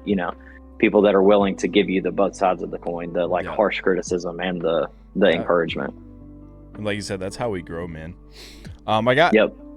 God, we could make a whole thing about the dad stuff. We'll circle back around and end with it. Yeah. Yeah. But I do want to dive into a little bit about just talking about what you do musically, what you do artistically, and just kind of diving into like, some different areas of that. So again, for the viewers, can you break down exactly what you do like within music, and then we'll kind of jump over to the art thing? Yeah. So I write music, record, music's all out on Spotify and Apple and all that stuff. That's under my name, Noah Black. But yeah, I started doing that from, playing bands for years and stuff like that. And then what got you, eventually, sorry, not trying to throw it, what got you into music? No. So a mixture of two things. One, my growing up with my cousins, they were some of the most like musically gifted people, and my cousin, who I mentioned earlier, who passed away in June of 2022, he gave me my first drum set. Oh wow! And just like I had a stereo system, and just like started learning songs just from listening to them and stuff like that. And then eventually it led to learning other instruments, making a band, playing in a band throughout high school and my college years and stuff like that. And then now, like, or I say now, eventually learning how to produce music and learning things from all different art styles. Because goodness, I love rap music. I love pop music. I love heavy metal music. I literally love everything. And it definitely plays a big role in the way that I produce. And then, got to where in 2021, I started like actually singing more, and people like encouraged me to sing more. And I put out a project, and it was like my first full, like I sang, produced, did all stuff. I didn't sing good. I'll tell you that much. I don't think I'm the world's best singer by any means, but I've gotten better over time. And so then now, I've put out music consistently. And it's such a really cool avenue and outlet for myself. It's very therapeutic, and it's also just really fun. But then also, it's the side of it that, you hope you make music that impacts people. And by no means am I like, do I have like 1 million monthly listeners on Spotify or anything like that. However, there's been little things that I've, been able to see like, oh, that made a difference in somebody's life. And, that means the world. And so, that's where it's all at right now. Music's freaking awesome, and I love doing it. I'm glad I'm at a spot now where there was definitely a stretch where I didn't enjoy making music. It was just a side hustle just to make some extra money. And then now it's, I love doing it. It's fun again and everything. So that's awesome, man. So I know you have like different styles, like I know you do some like kind of alternative rock stuff, and then I know you'll like pop out some pop or whatever. Like, what inspires you? Is it just like kind of the contents of the song, or is it, this song kind of dropped and I like I want to kind of make something like this, or how does that kind of writing process and influence work for you? Yeah. It starts a lot of times of producing a song. And so a lot of times I'm sitting and writing a song at my home studio with no intention of it's going to be my song, or I'm writing this for so-and-so or whatever. It just kind of whatever flows. And I started building this work ethic of, if I get stuck on something, just stop and then work on something else. That just, it's just got to be flowing. And a lot of the times it ends up being like, oh, okay, I really like this and I think this should be for myself. Or I'll send a text to somebody and be like, hey, I've been working on this thing, want to see if it works for you, type of thing. And so it starts there, of just, what does the overall sound of the song sound like, and then who does it go to at that point. And so then, yeah, I've noticed the stuff that kind of flows for me the most right now is pop stuff. um it ends up being more fun. I have a very like fun, silly side of just me. Yeah. And for the longest time doing like hard rock and alternative and heavier stuff, it was very like serious, and it's had this like undertones and stuff, which there still is that part of me. But I think the natural part of me is just the like fun, silly, want to have a good time type stuff. And so that typically ends up being what I put out more consistently. And so that goes into, putting out a song at least once a month. Right now there's been a gap between, because I'm preparing for, there's an album I'm releasing next month. But trying to have that consistency, especially in the world we live in now with the way music works, of Yeah. it's putting out a lot of singles, at least in the pop world, of putting out a lot of singles quickly, because people don't gravitate towards a new artist as much just from dropping an album. Yeah. But the more singles you get out, the more you create content around those songs and stuff, the more eyes that kind of get on Definitely, it. So definitely easier. I've seen a lot of artists that's how it's kind of progressed. It's instead of spending all this time hyping up like this one album, and then it's just like you hope it makes it. Now it's just like you get to like individually hype up these singles and everything. Yeah. So that definitely makes sense coming from like a marketing standpoint.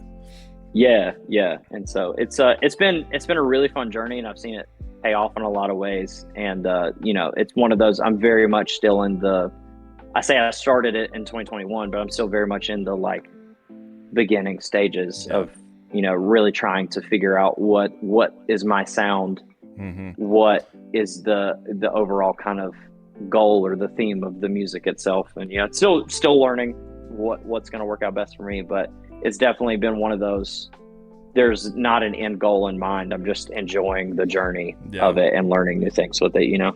Dude, it definitely takes a lot of time to find your sound. I think even other side projects, let alone like the Worshiper, man, I feel like it took us like 5 years before we like hit like, hey, this is a sound. So, and especially going from what you did, like your musical journey, and then now like you're kind of doing everything solo, you're writing every aspect of it, you're doing all the vocals.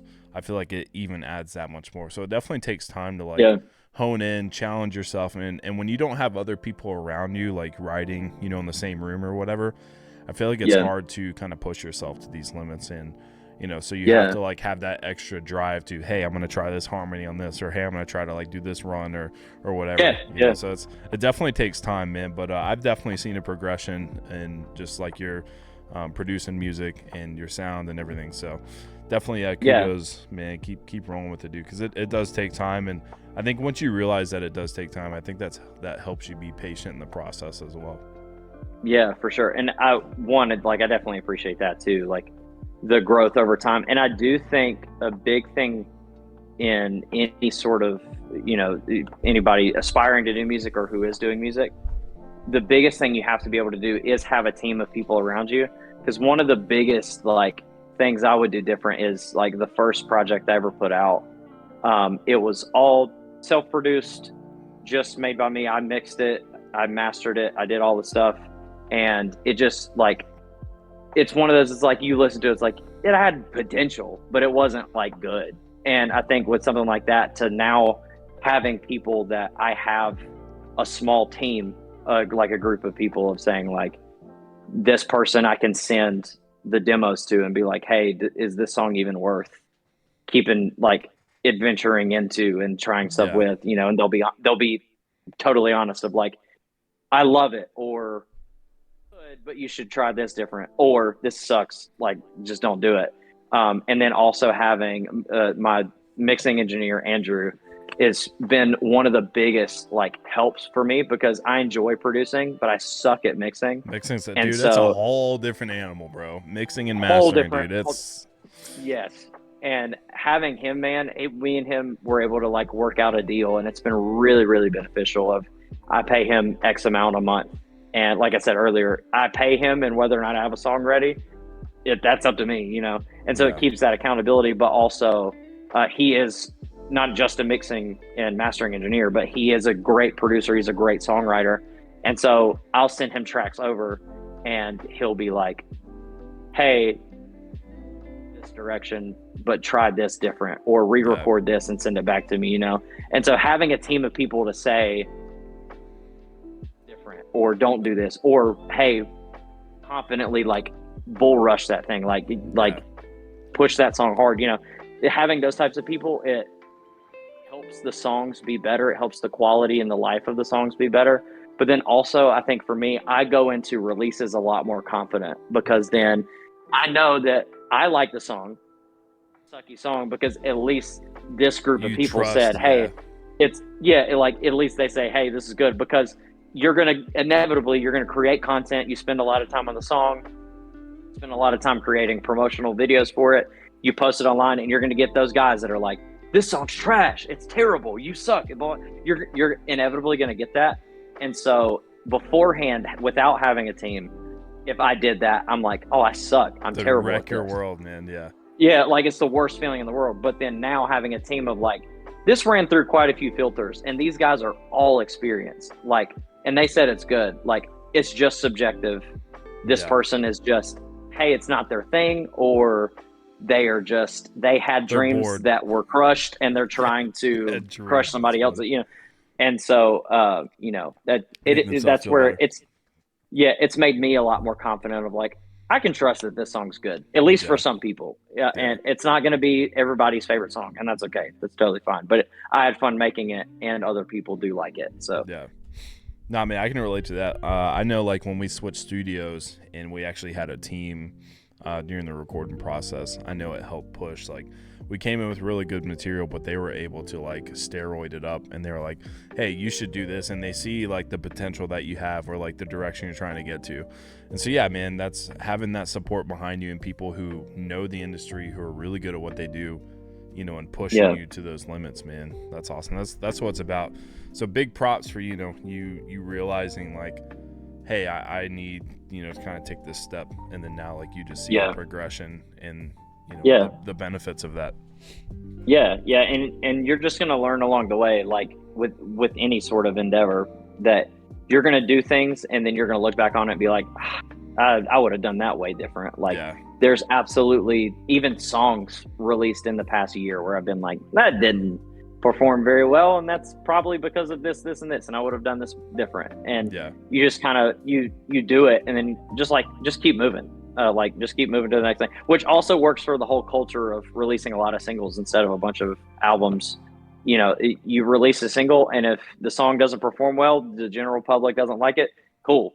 2 weeks to 4 weeks from now, they're going to get a new song. So, like, they're not going to be sitting on it too long before something else is put out. And then, you know, typically other things will perform better. And so you just kind of learn, and through it, just the biggest thing is you just have fun in the process of it. Like, if you're enjoying the process, you're enjoying making the stuff.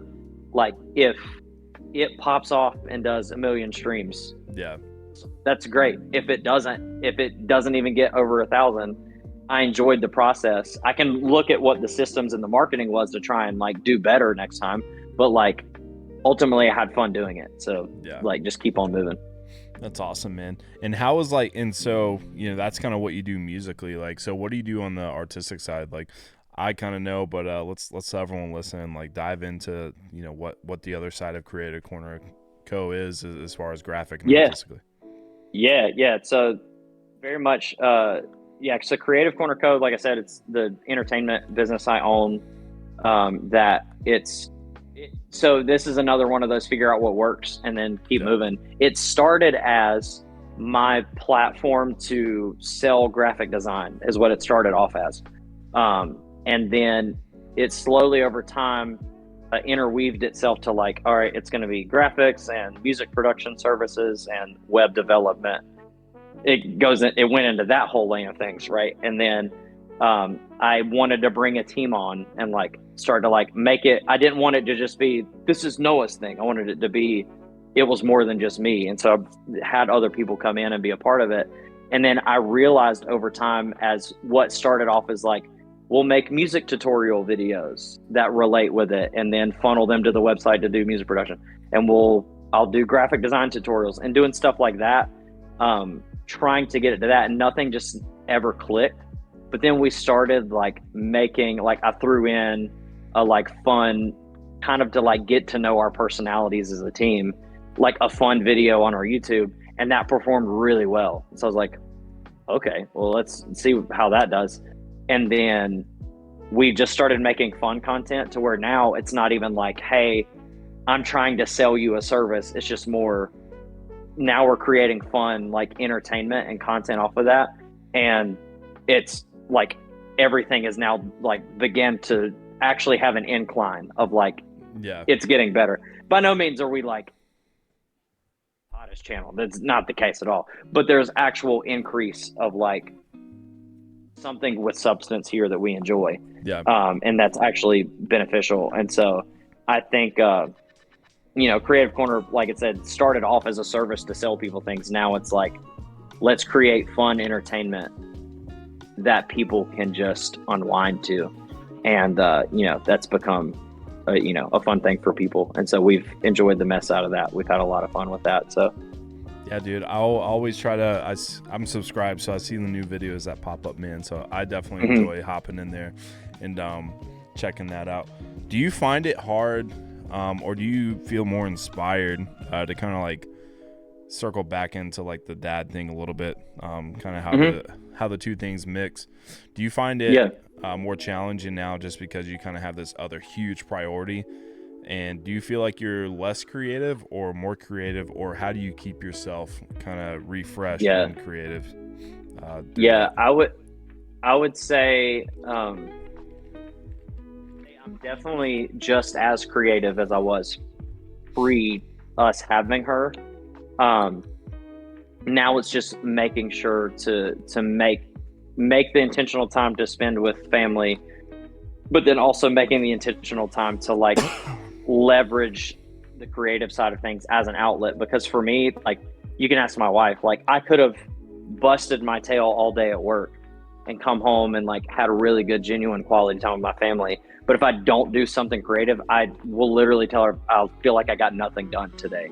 And I think it's just a part of the way I'm wired, of like, whether it's creating graphic design work for people, if it's, video editing, if it's creating music, whatever it may be, there's just that part of my brain that like I have to, even if it's something small, I just have to do something to where I feel like I accomplished it. And so I think with having Cadence, my rhythms look different, but the time that I do have that's free typically falls into that outlet of, I'm going to find something to do. Even if it's like, there was one night where I made an entire like rebrand for somebody just on my phone. Like I have graphic design stuff. So like I didn't have, my laptop was not crazy accessible. The baby was like laying on my chest. Like I can't get up, but I also have all of this software on my phone. And so just like started making it. And so like you find those times to be able to like leverage what you enjoy doing and what you're gifted at. And then, you'll eventually like, you'll find times where you can find rhythms. And like, there's absolutely times with Carly and Cadence where we found a rhythm that worked for about 2 weeks, and then you have to flip flop it because now her sleep schedule's off because this was going on, and so you gotta learn to be flexible, I think, is the big thing. And not getting so like disappointed that things are not always the same. I mean you'd be able to attest, if you're in any sort of like entrepreneurship, nothing is ever the same. Like you gotta be flexible, man. And it's up to you. Like, it's not up to your consistent, like, I have my set hours. I make my hours. So like, however much money I want to make or however much time I want to invest in this, it's up to me. And so, you just kind of make whatever time is healthiest, but also keeps you moving. You just kind of keep that rolling. So that's awesome, man. Do you consider, like, is that kind of like, because the next thing I want to talk about a little bit is like, how do you prioritize your self-care to kind of tying back into the emotional side of making sure that you're in tune so you can emotionally be stable and supporting all those other things that like your wife and that your child needs. Yeah. What's kind of like your self-care thing? How do you prioritize that? Is this a part of that? Do those things kind of go hand in hand? Yeah. I think it's a mixture of both. I think sometimes doing things like recording or writing or, creating whatever, I think there's a part of that like it never feels like work. It is restful, but you're doing something. But there's absolutely times where it's like, hey, things are just weird right now. Like my brain is just not in the right spot. I need to go to the gym and just like work it out. Like I need to do that. Or I may tell Carly, hey, during her next nap, can I just like sit and talk to you about kind of what's on my mind, stuff like that. I think there's the consistent times in the morning, which thankfully with my day job, I'm up so early. So like I'll go into work at 6 a.m. and thankfully what I do, I'm kind of to myself like most of the time. And so I have the ability to like just sit and think through things. And whenever you're operating a saw with wood, all you're doing is loading wood on and sending it through a saw. Like you don't have to think too much.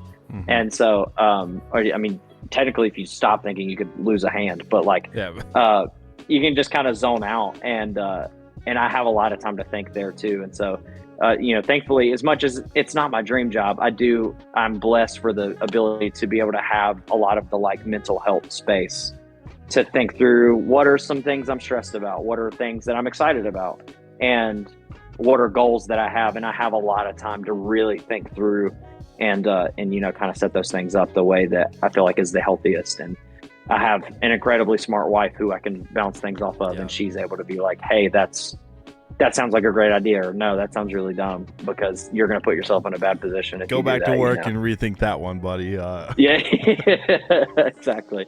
And so, I understand not everybody has that, that privilege to be able to have stuff like that. But I do think setting aside the whole going back to making time for what's important, that goes for being a dad, that goes for being a spouse, that goes for being an employee, it goes for, just one-on-one time with yourself. It's all that's important. You make time for what's important to you. I agree, man. Yeah, that's definitely, again, that's been one thing that, obviously having all the kids that I do, and my world's pretty crazy on top of balancing this. Like, this is my life. I'm self-employed, my wife's self-employed, so it's definitely hard to find that intentional time to focus on yourself and make sure like you're keeping yourself healthy. Like you're, why am I feeling this way about this? I'm excited about this, like you said. It's definitely important. So if you find yourself listening to this and you're kind of stuck in that, just try to be intentional with time with yourself, even if it's 30 minutes. How much time do you spend watching TV or on your phone or whatever? Like you can make 30 minutes up pretty easy, I feel like. So find some intentional time, and even if it's 15 minutes, you just sit down, like just start, evaluating this, or like going about this, or, whatever it may be. Just that one-on-one time, it's important, and you'll start seeing that pour into like other areas of your life. Totally agree. Dude, how man, so that's awesome. I'm glad that, the creative side, it's pretty cool how, because the same thing for me, like what I do for a living, it's not like it's a job and there's stressors with it, but half the time when I'm like, editing a wedding or whatever it may be, it definitely feels like I'm just kind of chilling. So I'm definitely lucky for that, and you feel that same way. How excited are what you do? How excited are you to like bring Cadence up in that? How excited are you to like, put that in her life and just let her be around that growing up? And what role do you see that kind of maybe playing for her? Yeah, that one of my biggest excitements is not the hope that she becomes a musician or an artist or whatever. It's one of those, whatever field she wants to go into, genuinely, like Carly and I are both the type of like, cool, you want to go to an Ivy League college, great, make that happen for, like, do whatever we can to make that happen for you. Yeah. Or hey, I don't want to go to college, I want to go and try and do this. Cool, like great. Like there's Got you. not like there's not a that we're like, you have to go down this road in order to be successful. And I think in the creative field and with music and all that, I'm excited to raise her around that, because not only is there like a lot of incredible like beauty that comes from being in a creative world, like you just see the world so much differently being a creative. You look for things for inspiration, and it's just so lively and it's exciting and it's inviting, and it just all these incredible things about it. But also I think the creative field teaches you such strong work ethic. It teaches you such strong like a teamwork of, hey, you rely on other people. Like it's not just about you. You have to be able to depend on other people in the same time. But then it just teaches you to like find the fun in everything. And so if she could be raised up around me, and my wife is also creative. She like helps run the creative team at our church. Like she does social stuff. She is very like, she's not a musician, but she very, very deeply, she's like she studies music and knows very like useless knowledge about music. So like she also is around that. And so she understands why I'm so passionate about it and everything. But her being raised around it, she could not want to do any of it and want to be a doctor or want to, work at a zoo or want to be a vet or want to be this or that. And I still think there's so many things about being raised around kind of the culture of what comes with what we do, that will ultimately like really benefit her and help her, I think, find a clearer path of what she does like and what she does enjoy once she does get to that age. And I'm excited about it. It's pretty hard to her not doing something in a creative field just based on her personality already right now, dude. Like I remember when she was in the womb, like she would hear me sing or would hear me play drums and would start going crazy. And anytime I'm doing an event or we're at church and I'm singing, like she can hear my voice over the speakers and like just starts like smiling and going crazy and stuff like that.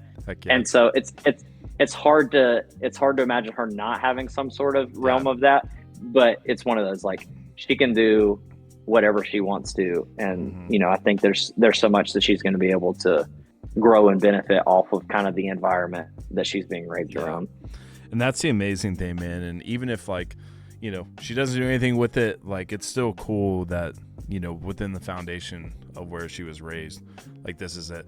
Like, even though, I try to find the good in where I come from, and one of the coolest things, that I attach my dad with is, classical music. So I grew up classical music, and not a lot of people do. So, and I just remember, the positive memories I have of my childhood are like those moments of him playing the piano and always classical music going on 24, no matter where, like, oh, dad's listening to opera, dad's listening to classical again, so, and to this day, I appreciate it differently. And I, that's kind of a positive connect that I have with him. But then too, like even with my kids, it's pretty cool to raise them kind of in that same environment, as far as like music, and to have them appreciate it. And that's something that, they'll kind of carry on too. And if anything, they'll kind of remember that about me. So that's that's kind of a cool thing with music. Obviously there's something special within it, but even if she never plays or whatever,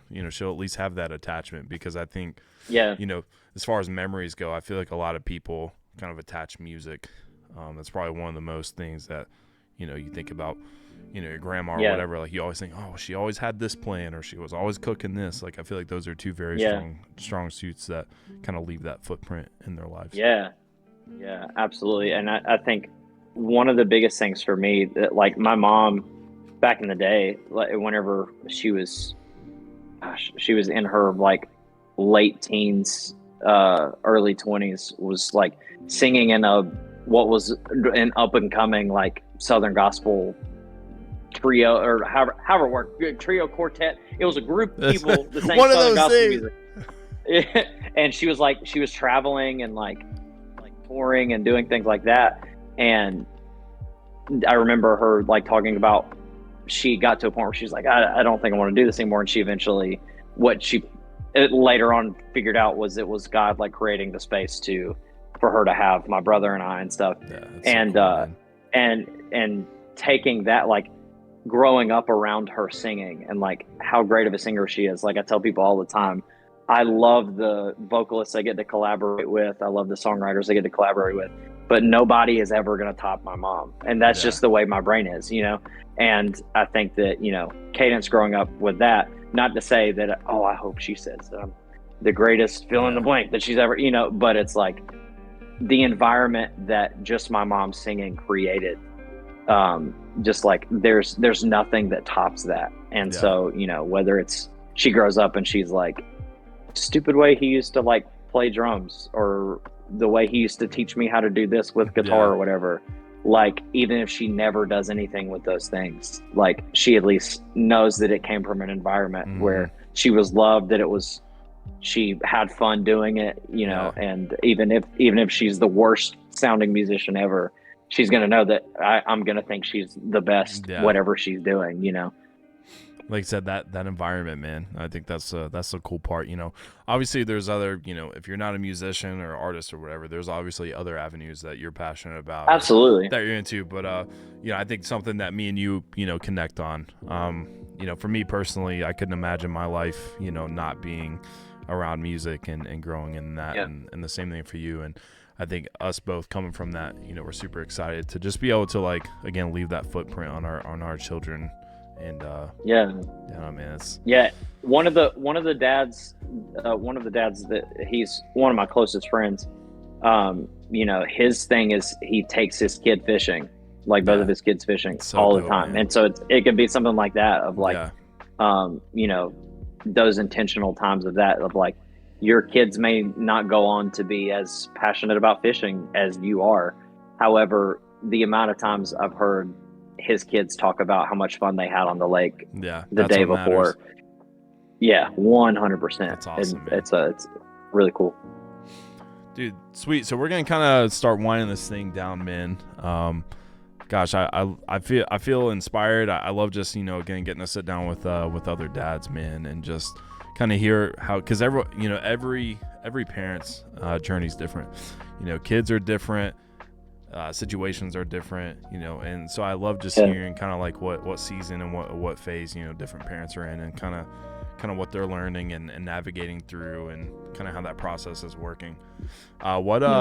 Is there any other advice? And I'm so glad that we had a heavy, I feel like, parental conversation. I'm glad we were able to dive into, you know, your music and your artistic stuff, man. But I think life in general, I'm just really glad we were able to, you know, focus on that a lot, and I appreciate that. Is there any other advice or anything out there, maybe, you know, that you're currently struggling with being a parent, and, you know, what's maybe like pulling you through that, or anything that you want to leave to any other parents out there, or, you know, about to be parents? I would say, I mean, a struggle for me that through, and I think it keeps me humble, but also, you know, my wife reminds me and reassures me of all the time, is there are absolutely moments where I recognize an area where I can be doing better, and sometimes I'm like super hard on myself because of not meeting whatever expectation it may be. And it doesn't happen every day, but there's absolutely those moments where, like, once every 2 or 3 weeks, where like I look at my wife while we're in bed and I'll start crying. I'm like, I'm not doing this that I feel like I should be doing, or I am doing this and I feel like I shouldn't be. And I'll be so hard on myself. And that reminder, she gives it to me all the time, of like, you're setting the expectation and the bar way too high for yourself. And it's something that you're never going to achieve. And like, you got to learn to be okay with that, because she'll reassure you're a great dad, you're a great husband, you're great at this and everything. And so I think that's just a point of like advice. I'm preaching to the choir here. I'm going to have to like play this back to myself later on, but like genuinely, you know, giving yourself grace, because you're not going to get it right a lot.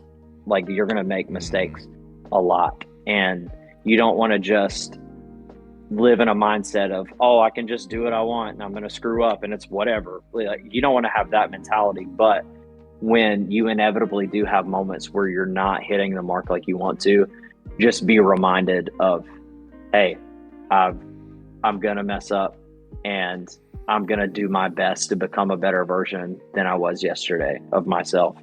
And I think the more you do that, and the more you set goals for yourself, and the more you try to, continually get better, you'll notice that like you'll continue to make mistakes, but then you look back a year from now and you're like, I'm not where I want to be, but I'm glad I'm not there anymore, Yeah, absolutely. And so I think that would be the biggest thing. And, my wife's going to laugh because she's probably hearing me saying all this. And it's like, I tell you that all the time, Dude, yeah. But like, but it's just, so funny, it is what it is. And so don't be so hard on yourself. No. You're doing a much better job than you give yourself credit for. And so, yeah, give yourself grace, and, keep moving forward, keep getting better, and always find room for improvement, because there's always room for improvement. So. No, absolutely. And that's, that's just being humble, man. And I think as fathers, we have a standard that we set for ourselves, and I'm the same way, man. My bar is like, dude, it's way up there, man. And I've definitely had those moments to where I was just like, I'm not doing this, and I beat myself up. But also, like, I've learned to look back and see how far I have come.